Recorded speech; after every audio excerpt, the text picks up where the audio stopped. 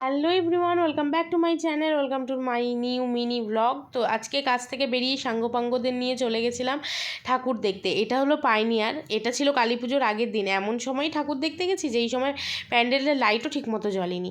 তো পাইনিয়ারে করেছিল মাইসর প্যালেস, আর ভিতরটা সত্যি একটা প্যালেসের মতো করেছিল। আর মায়ের মূর্তিটাও ছিল অসাধারণ সুন্দর। আর প্যান্ডেলের কাজ তো মানে কোনো কথা হবে না।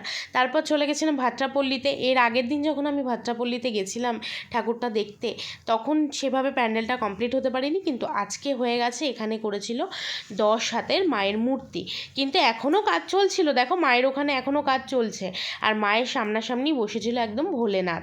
এই প্যান্ডেলটাও খুব সুন্দর ছিল। তারপরে চলে গেছিলাম সন্ধানীতে, একদম এখানে করেছিল মায়াপুর ইস্কন মন্দির। এইবার একটা জিনিস আমি খুব খেয়াল করেছি যে অনেক জায়গায় কি বেশিরভাগই থিম করেছে কোনো না কোনো জায়গায় মন্দির, আর প্রত্যেকটা মায়ের পাশে ছিল হচ্ছে শ্রীকৃষ্ণ। জানি না কেন এটা আমি প্রত্যেকটা মানে প্যান্ডেলে গিয়ে এই একটা জিনিস কমন পেয়েইছি। তারপরে সন্ধানী থেকে বেরিয়ে চলে গেছিলাম জাগৃতি সংঘ বলে একটা ঠাকুর দেখতে। তারপরে চলে গেছিলাম তরুছায়া। তরুছায়ারও প্যান্ডেলটা এত সুন্দর করেছে, আমি জানি না ওটা কি করেছে, কিন্তু খুব সুন্দর করেছে। আর সাঙ্গপাঙ্গ বলতে ছিল আমার ভাগ্নি আন্টি, সবাই মিলে আমরা দেখেছিলাম, কিন্তু ওদের কারোর না ভিডিও নেওয়া হয়েছে, আর না আমরা যা যা খেয়েছি তার কোনো কিছুরই ভিডিও নেওয়া হয়নি। ফুচকা, আইসক্রিম অনেক কিছুই খেয়েছিলাম। এখানে দেখো 3টে মা দাঁড়িয়ে আছে, মা তারা, মা কালী, আর হচ্ছে রক্ষাকালী।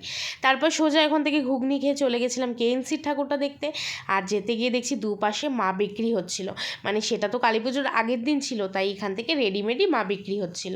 আর এখানে দেখো কেএনসির প্যান্ডেলটা এত সুন্দর করেছে, আর ওখানে এলইডিতে প্রত্যেকটা মহাপুরুষের নাম নিয়ে নিয়ে কে কত সালে আমাদের ভারতের জন্য কতটা কি করেছে সেগুলোই এখানে বলা হচ্ছিল। মানে প্রতিটা মহাপুরুষ আমাদের দেশের জন্য কতটা করে গেছে সেই হিসাবে, আর তাদের মূর্তিও এখানে রাখা ছিল।